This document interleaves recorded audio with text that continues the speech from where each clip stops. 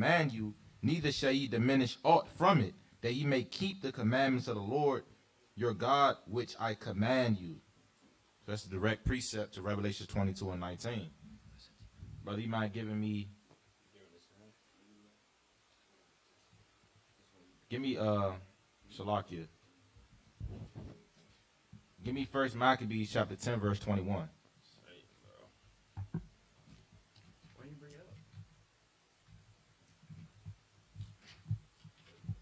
The book of 1 Maccabees chapter 10. 10 and 21. And verse 21. Right. So in the 7th month of the 160th year, at the feast of the Tabernacles. At the feast of Tabernacles. Read on. Jonathan put on the holy robe and gathered together forces and provided much armor. Keep reading. Wherefore was Demetrius, when Demetrius heard, he was very sorry and said, what have we done that Alexander had prevented us in making enmity with the Jews to strengthen himself? Now give me 2 Maccabees chapter 10 and verse 6. All right. 2 Maccabees chapter 10 verse 6. The book of 2 Maccabees chapter 10 and verse 6. And it reads. So these are all the precepts on the Feast of Tabernacles.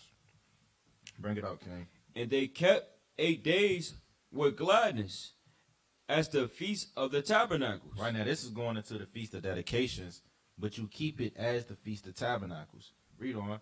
Remembering that not long afore they had held the Feast of the Tabernacles. They had did what?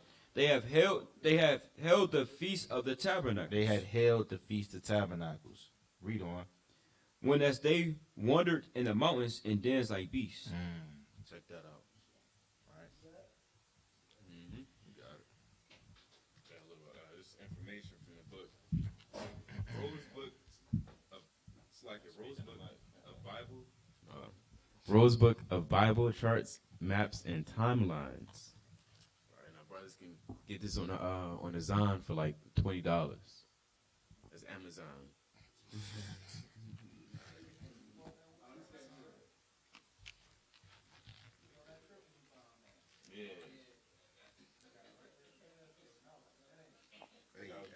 Gas station.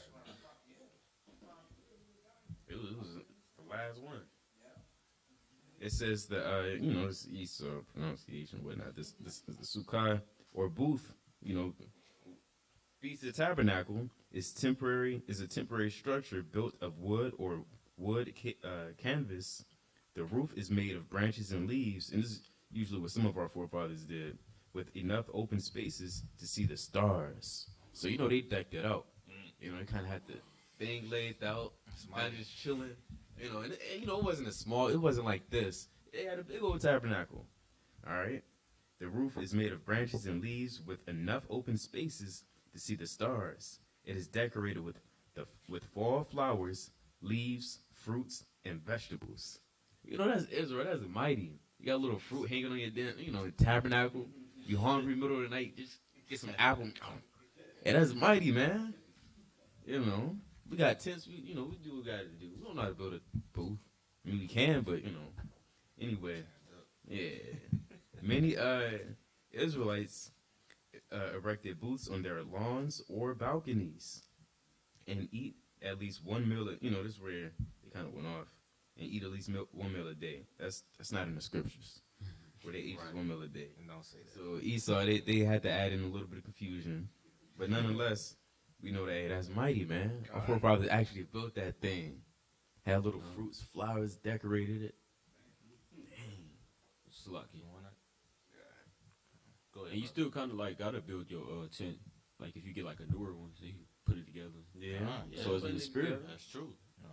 I may not be decorated. It's not gonna have fruits around it, but hey, that's why we brought it out. Oh, so you heard that? Brother gonna put some fruits on it. But that's why we brought out earlier. The brother brought out Malachi in Judges, we rehearsing the righteous acts. We just trying the best of our ability. And we praying the Most High have mercy upon us, for whatever we do fall short on when it comes to keeping these holy days. And I wanted to make this quick point. Leviticus 23 and 36. It says, 7 days ye shall offer an offering made by fire unto the Lord. So you can cook every day, right? Even if it falls on the Sabbath, you still can cook because you got to offer that offering made by fire. It overrides that. Right? So So that Salaki, that Friday sundown, that Saturday sundown, in the midst of Feast of Tabernacles, you can still cook on that day, right? Because it's still considered a feast day, right? And whenever it's a feast day, it overrides the Sabbath day laws when they say kindle no fire, right? But you still can't do no servile work, still can't do your own pleasure, so on and so forth. So Khan. All right, Khan. All right, so go to 23, verse 41. Right? Bring it up. Leviticus chapter 23, verse 41. And ye shall keep it a feast unto the Lord 7 days in the year. It shall be a statute forever in your generations. Right, so it's a statute forever, man. We got to always keep the Feast of Tabernacles. Right, read on. And ye shall celebrate it in the 7th month. Right, read. Ye shall dwell in booths 7 days. Right, like we brought out, you got to dwell in booths for 7 days. So right on that first day, you got to dwell in booths all the way to the 7th day. Then you have a holy convocation on the 8th day, the 1st and 8th day. Right, bring it out. All that are Israelites born shall dwell in booths. Right, so if you're an Israelite, man, you're supposed to dwell in the booth, man. And this is a statute forever. Right, read on. That your generations may know that I made the children of Israel to dwell in booths when I brought them out of the land of Egypt. I am the Lord your God. Right, and that's why we do it. Right, so you can be reminded of when we were in the wilderness, because we had to dwell in booths in the wilderness. It's a memorial. Right, it's a memorial. It's like the Exodus. You keep the Passover, right, just so you can remember us getting out of Egypt, the Lord killing all the firstborn. Con, it's a special day. It's not like it's just an ordinary day we did it and then you just forget about it. Right? That has no salt, that has no flavor. So the Lord said, look, these things are for perpetual generations, forever and ever. So we'll never forget about it. And that's what you call culture. Right? That's what you call a heritage. Right? The so-called white man got his certain days. He got, remember 9/11? So they'll never forget about it. So, yeah. I got a quick point. Can you get Tobit chapter 2, verse 6?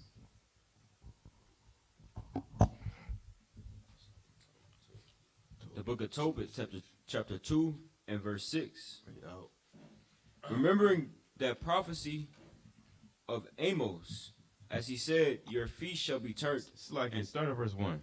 Slakia. Tobit chapter 2, verse 1. God. Now when I was come home again, and my wife Anna was restored unto me with my son Tobias in the feast of Pentecost. Right, another holy day. Go ahead. Which is the holy feast of 7 weeks. Of the 7 weeks. There was a good dinner prepared me, in the which I sat down to eat. Now remember, Tobit, he was in captivity, right? He wasn't doing his own thing.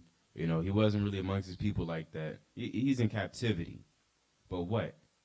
Jump down to verse 6. He still kept the feast day. He still kept the holy day. Go ahead. Remembering that prophecy of Amos, as he said, your feast shall be turned into mourning, and all your mirth into lamentation. Right. Nonetheless, he kept the feast day. He kept the holy day. All right. I'm bringing all these precepts out to go back to this. That for those who might not be in a situation or might not have the ability to keep the Feast of Tabernacles outside, keep it inside. Make a tent inside. Make a little, damn fort if you need to. All right? You got to do what you got to do. Some of them kept it inside in Nehemiah the 8th chapter. You see that? Right. Jake, you got to do what you got to do. If you need to make a damn... I know certain brothers, they had a little table or a desk, and they put a little covering or sheet over it and kind of just dwelt in there and did their thing. You got to be an engineer. You got to do what you got to do in this thing. Nehemiah chapter 8, verse 16. Just to land me back over what the brother brought out. right? You got to, if you don't have the means to keep it in the wilderness, you can keep it in your house, right? Or if you got a roof, they got a battlement, you can keep it on your roof. But this Nehemiah chapter 8, verse 16. So the people went forth and brought them, and made themselves booths, every one upon the roof of his house. And in the roofs in the ancient world wasn't constructed like today's roofs, right? Don't try to keep it on today's roof. You're going to get jammed up, right? You might slide off. It's going to be bad for you. And in their courts, meaning in their houses, and in the courts of the house of God, and in the street of the water gate, and in the street of the gate of Ephraim. So you can even keep it on the streets. Yeah, man. You got to keep it outside. You got to be in that spirit. Because remember, we was outside in the wilderness, man. We wasn't in king's palaces. All right? I got a precept. Give me a Tobit 12 and 7. Right? Got to kind of keep this thing, man, to declare the works of the Lord. Right? Because, again, he did that as a reminder of how we dwelt in booths. All right? Bring it up. So you got to be in that same spirit. The book of Tobit, chapter 12, verse 7. Right? It is good to keep close the secret of a king. Right. It says, he that beware of secrets, man, you can't even be his friend, man. Somebody that kind of whisper in other people's ear about something you told him. Right. So it's a good thing to keep the secret of a king. Right, Reed? But it is honorable to reveal the works of God. But it's honorable, right, to have a big tent set up in your backyard, and they like, what you doing? Hey, I'm keeping a Feast of Tabernacles. This is when the Lord had us dwelling in booths in the wilderness. That's declaring the works of the Lord. All right? When you keep in the feast days. Right? When you keep in Feast of Dedication, that's declaring the works of the Lord, putting the spirit on the Maccabean brothers, man, to take down the heathen and cleanse the temple. Yeah, when you keep Purim, that's going into the spirit of the Lord, man. When he hung those wicked men, Haman's sons, man. Right? I was going to say, yeah, somebody asks you why you doing that. You can't say, oh, I like camping. I just like camping. That's going off, man. You got to kind of break it down. Say, look, this is the feast day of the Lord. I got to keep tabernacles, right? Now, Slaki, no other feast days of the white man is like our feast days, man. Right? The Lord actually gave us 7 days to dwell in booths in the wilderness, and that's a good spirit to be in, man. That's right. That's beautiful right there. You're out in the nature, right? You're seeing the fowls of the heavens, right? You in the canoe, right? You on the river, right? You fishing. You kind of getting it in, man. Right? Yeah, man. Just like the brother said, you can ask, if you a damn 7-year-old, you ask your parent, like, hey, why we keeping Christmas? They can't tell you, man. Yeah, they can't. Right? They literally can't tell you. Hey, mom, why do we celebrate New Year's? They can't tell you. Yeah. But in this truth, if your son or daughter or anybody asks, why do you keep this feast day? Why do you keep that one? You can flip to it and break it down, man, and declare the works of the Lord. Yep. All right, finish that precept out, though, real quick. Tobit chapter 12 and verse 8. Verse 7. Yep. Do that which is good, and no evil shall touch you. And it's a good thing to dwell in the booth for 7 days and remember when we was in the wilderness. All right, give me Psalm 78. Give me Psalm 78 and verse 40. Book of Psalms chapter 78 verse 40. Right. How oft did they provoke him in the wilderness and grieve him in the desert? Right. How often did we provoke the Lord in the wilderness, man? Right. You got to kind of get into them accounts, man. Right. That's something I like to do during the Feast of Tabernacles that whole week. Read the accounts that happened in the wilderness.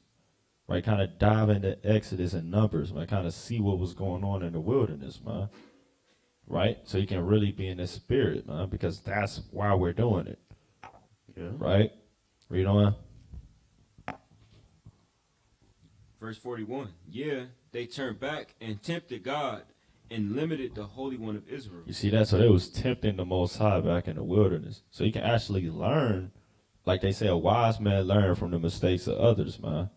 Right? So you can kind of learn from the mistakes of your forefathers and how they went off in the wilderness. Because guess what? We're going to be in the wilderness again, man. Right? These things is written for our learning today. Right? Brother say you had a precept. Hosea chapter 2, verse 14. Right? Now we got to go into the wilderness, man. Right? So you had the first wilderness that we were in when we left out of Egypt. And we also going to enter into a second wilderness. after we get delivered from Babylon the Great. You got it, brother. Hosea 2:14. The book of Hosea, chapter 2, verse 14. Right? Therefore, behold, I will allure her, and And bear. it's like it. That her is talking about Israel. Jeremiah 6:2. Right? Isaiah 54:5. Right? Revelation 14:4. Right? Because Israel is personified as a woman. So the Lord said he's going to allure Israel. Read on. And bring her into the wilderness. And do what? And bring her into the wilderness. Now this is talking about the second wilderness. The Lord said he's going to allure Israel. Save us from our captivity and bring us into the wilderness. Read on. And speak comfortably unto her. And do what? And speak comfortably unto her. And speak comfortably unto Jerusalem. Because we're going to get the new covenant. Right? Within the wilderness. Right? You can read about that in 2nd Esdras. I believe it's the 2nd chapter. Where Yahweh Shah was the elect. Starting at the 40th verse on down. You got it, brother. And I will. That? Yeah. Oh, I got it.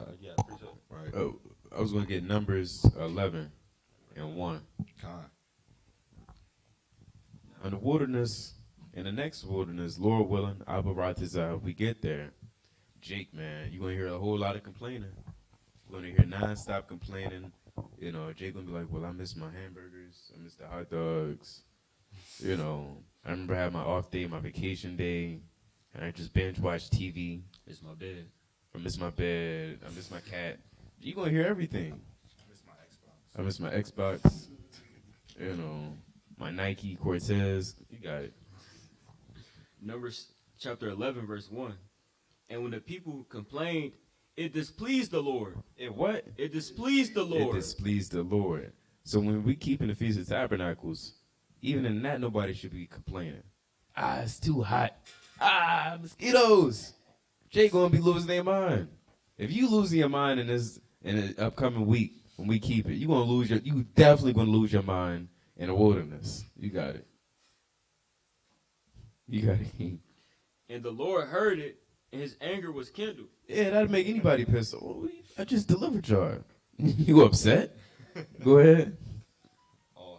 And the fire of the Lord burnt among them and consumed them that were in the uttermost parts of the camp. See, and that's why you can't get mad at the Lord's anger, because it's so justified. It's like you can't say nothing against it. Who wouldn't be mad at that? Imagine getting your friend out of a bad situation. You give him some food. You gave me this food. Brother, come on. I got you out of jail. You got it. And the people cried unto Moses, and when Moses prayed unto the Lord, the fire was quenched. Dang, that's mighty. Go ahead.